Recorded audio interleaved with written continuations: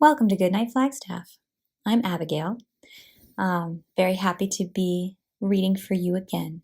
Thank you for tuning in to our community story time. You can find a new chapter from one of our family-friendly favorite books at 8 p.m. each weeknight on the Literacy Center's YouTube channel and on Crater Radio, a local online radio station. The previous chapter is replayed on Crater Radio each weeknight at about 7:45, just before the new chapter airs. You can also listen to all previous Goodnight Flagstaff recordings on YouTube. We are currently reading from the Chronicles of Narnia by C.S. Lewis, Book 5, Voyage of the Dawn Treader. If you'd like to check out any of the Narnia books to read along with us at home, they are all available in the Hoopla app with your Coconino County Library card. Check one out today.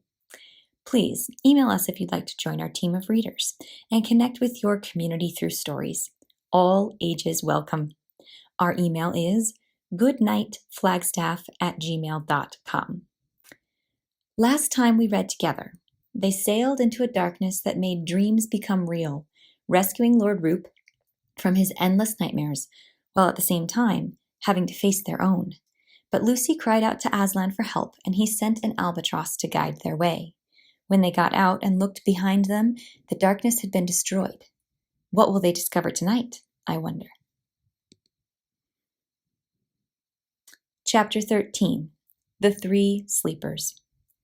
The wind never failed, but it grew gentler every day, till at length the waves were little more than ripples, and the ship glided on hour after hour almost as if they were sailing on a lake. And every night they saw that there rose in the east new constellations which no one had ever seen in Narnia, and perhaps, as Lucy thought with a mixture of joy and fear, no living eye had seen at all. These new stars were big and bright, and the nights were warm. Most of them slept on deck and talked far into the night, or hung over the ship's side, watching the luminous dance of the foam thrown up by their bows. On an evening of startling beauty, when the sunset behind them was so crimson and purple and widely spread that the very sky itself seemed to have grown larger, they came in sight of land on their starboard bow. It came slowly nearer, and the light behind them made it look as if the capes and headlands of this new country were all on fire. But presently they were sailing along its coast, and its western cape now rose up astern of them, black against the red sky and sharp as if it was cut out of cardboard, and then they could see better what this country was like. It had no mountains, but many gentle hills with slopes like pillows. An attractive smell came from it, what Lucy called a dim purple kind of smell, which Edmund said, and Rince thought, was rot, but Caspian said, "I know what you mean." They sailed on a good way, past point after point, hoping to find a nice deep harbor, but had to content themselves in the end with a wide and shallow bay. Though it had seemed calm out at sea, there was, of course, surf breaking on the sand, and they could not bring the Dawn Treader as far in as they would have liked. They dropped an anchor a good way from the beach and had a wet and tumbling landing in the boat. The Lord Roop remained on board the Dawn Treader. He wished to see no more islands. All the time that they remained in this country, the sound of the long breakers was in their ears. 2 men were left to guard the boat, and Caspian led the others inland, but not far, because it was too late for exploring, and the light would soon go. But there was no need to go far to find an adventure. The level valley which lay at the head of the bay, showed no road, or track, or other sign of habitation. Underfoot was a fine, springy turf, dotted here and there with a low, bushy growth, which Edmund and Lucy took for heather. Eustace, who was really rather good at botany, said it wasn't, and he was probably right, but it was something of very much the same kind. When they had gone less than a bow shot from the shore, Drinian said, "Look, what's that?" And everyone stopped. "Are they great trees?" said Caspian. "Towers, I think," said Eustace. "It might be giants," said Edmund, in a lower voice. "The way to find out is to go right in among them," said Reepicheep. drawing his sword and pattering off ahead of everyone else. "I think it's a ruin," said Lucy, when they had got a good deal nearer, and her guess was the best so far. What they saw now was a wide oblong space, flagged with smooth stones and surrounded by grey pillars, but unroofed. And from end to end of it ran a long table, laid with a rich crimson cloth, that came down nearly to the pavement. At either side of it were many chairs of stone, richly carved and with silken cushions upon the seats. But on the table itself there was set out such a banquet as had never been seen, not even when Peter the High King kept his court at Cair Paravel. There were turkeys and geese and peacocks. There were boars' heads and sides of venison. There were pies shaped like ships under full sail, or like dragons and elephants. There were ice puddings and bright lobsters and gleaming salmon. There were nuts and grapes, pineapples and peaches, pomegranates and melons and tomatoes. There were flagons of gold and silver and curiously wrought glass, and the smell of the fruit and the wine blew toward them like a promise of all happiness. "I say," said Lucy. They came nearer and nearer, all very quietly. "But where are the guests?" asked Eustace. "We can provide that, sir," said Rince. "Look," said Edmund sharply. They were actually within the pillars now and standing on the pavement. Everyone looked where Edmund had pointed. The chairs were not all empty. At the head of the table and in the two places beside it there was something, or possibly three somethings. "What are those?" asked Lucy in a whisper. "It looks like three beavers sitting on the table." "Or a huge bird's nest," said Edmund. "It looks more like a haystack to me," said Caspian. Reepicheep ran forward, jumped on a chair and thence onto the table, and ran along it, threading his way nimbly as a dancer between the jeweled cups and pyramids of fruit and ivory salt cellars. He ran right up to the mysterious grey mass at the end, peered, touched, and then called out, "These will not fight, I think." Everyone now came close, and saw that what sat in those three chairs were three men, though hard to recognize as men till you looked closely. Their hair, which was grey, had grown over their eyes till it almost concealed their faces, and their beards had grown over the table, climbing round and entwining plates and goblets as brambles entwine a fence, until all mixed in one great mat of hair, they flowed over the edge and down to the floor. And from their heads, the hair hung over the backs of their chairs, so that they were wholly hidden. In fact, the three men were nearly all hair. "Dead?" said Caspian. "I think not, sire," said Reepicheep, lifting one of their hands out of its tangle of hair in his two paws. "This one is warm, and his pulse beats." "This one, too, and this," said Drinian. "Why, they're only asleep," said Eustace.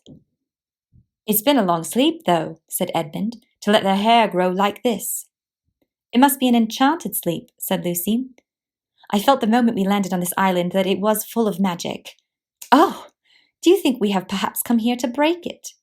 "We can try," said Caspian, and began shaking the nearest of the three sleepers.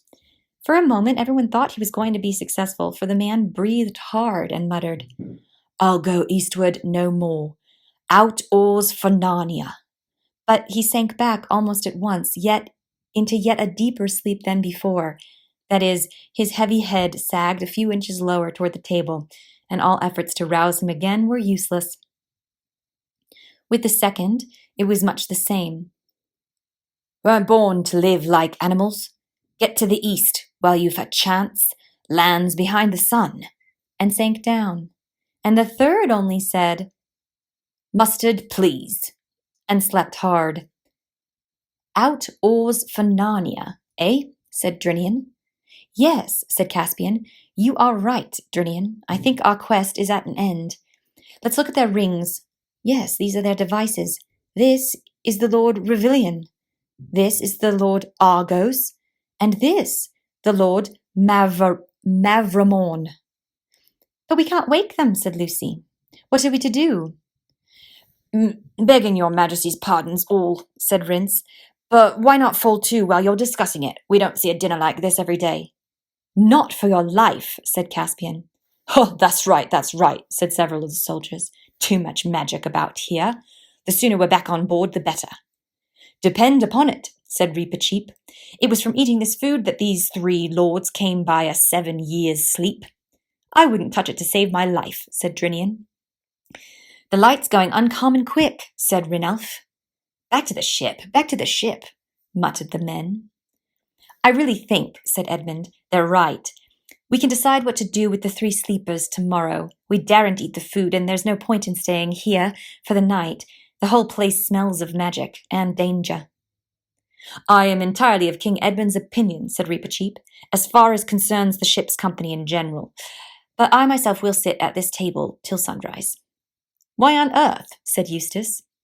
Because, said the mouse, this is a very great adventure, and no danger seems to me so great as that of knowing when I get back to Narnia that I left a mystery behind me through fear. Well, I'll stay with you, Reep, said Edmund. And I too, said Caspian. And me, said Lucy. And then Eustace volunteered also.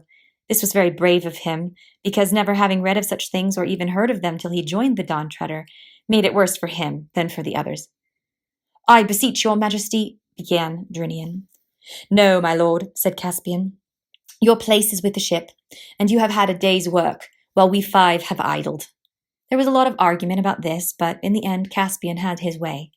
As the crew marched off to the shore in the gathering dusk, none of the 5 watchers, except perhaps Reepicheep, could avoid a cold feeling in the stomach. They took some time choosing their seats at the perilous table. Probably everyone had the same reason, but no one said it out loud, for it was really a rather nasty choice. One could hardly bear to sit all night next to those 3 terrible hairy objects which, if not dead, were certainly not alive in the ordinary sense. On the other hand, to sit at the far end so that you would see them less and less as the night grew darker, and wouldn't know if they were moving, and perhaps wouldn't see them at all by about 2 o'clock. No, it was not to be thought of. So they sauntered round and round the table, saying, What about here? And, or perhaps a bit further on, or why not on this side? Till at last they settled down somewhere about the middle, but nearer to the sleepers than to the other end. It was about 10 by now and almost dark. Those strange new constellations burned in the east. Lucy would have liked it better if they had been the leopard and the ship and other old friends of the Narnian sky. They wrapped themselves in their sea cloaks and sat still and waited. At first there was some attempt at talk, but it didn't come to much. And they sat and sat. And all the time they heard the waves breaking on the beach. After hours, that seemed like ages, there came a moment when they all knew they had been dozing a moment before, but were all suddenly wide awake. The stars were all in different positions from those they had last noticed. The sky was very black, except for the faintest possible grayness in the east. They were cold, and though thirsty, and stiff, and none of them spoke because now at last something was happening.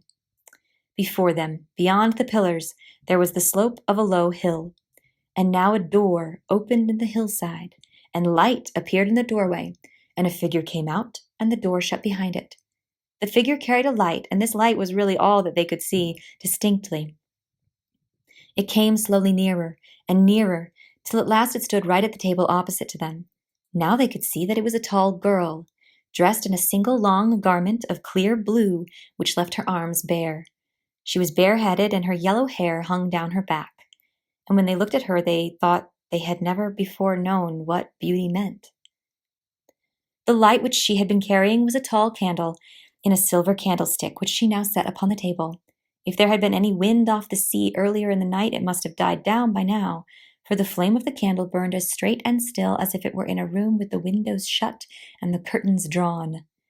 Gold and silver on the table shone in its light. Lucy now noticed something lying lengthwise on the table which had escaped her attention before. It was a knife of stone, sharp as steel, a cruel-looking, ancient-looking thing. No one had yet spoken a word. Then, Reepicheep first and Caspian next, they all rose to their feet because they felt that she was a great lady. "Travelers who have come from far to Aslan's table," said the girl, "why do you not eat and drink? Madam, said Caspian, we feared the food because we thought it had cast our friends into an enchanted sleep. They have never tasted it, she said.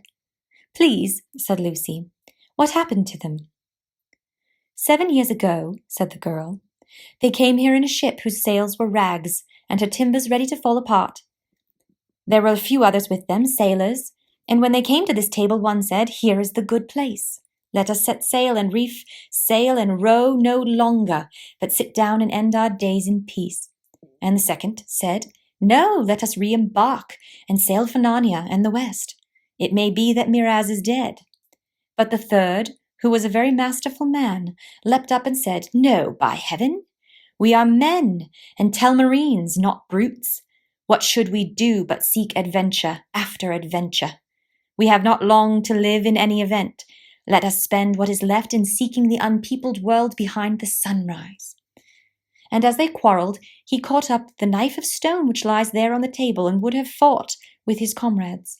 But it is a thing not right for him to touch. And as his fingers closed upon the hilt, deep sleep fell upon all the three. Until the enchantment is undone, they will never wake. What is this knife of stone? Said Eustace. Do none of you know it? Said the girl.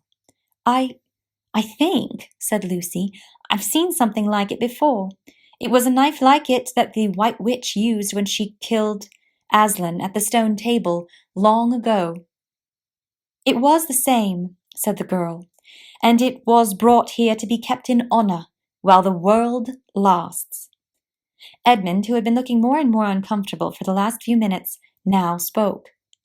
Look here, he said, I hope I'm not a coward about eating this food. I mean, and I'm sure I don't mean to be rude, but we have had a lot of queer adventures on this voyage of ours, and things aren't always what they seem. When I look in your face, I can't help believing all you say. But then that's just what might happen with a witch, too. How are we to know that you're a friend? You can't know, said the girl. You can only believe or not. After a moment's pause, Reepicheep's small voice was heard. Sire, he said to Caspian, of your courtesy, fill my cup with wine from that flagon. It is too big for me to lift. I will drink to the lady. Caspian obeyed, and the mouse, standing on the table, held up a golden cup between its tiny paws and said, Lady, I pledge you. Then it fell onto Cold Peacock, and in a short while everyone else followed its example.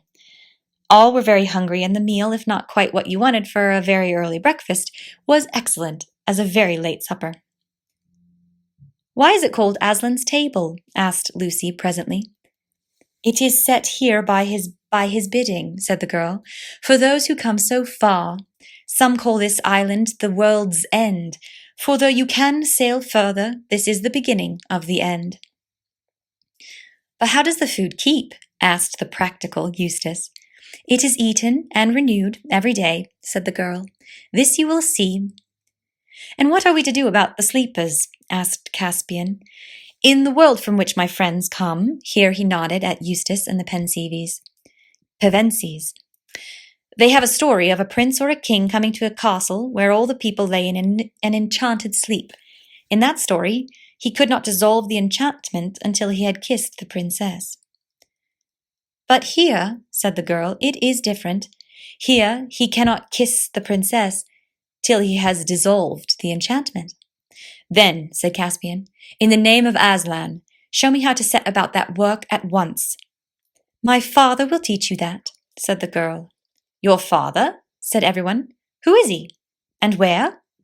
Look, the girl said, turning round and pointing at the door in the hillside.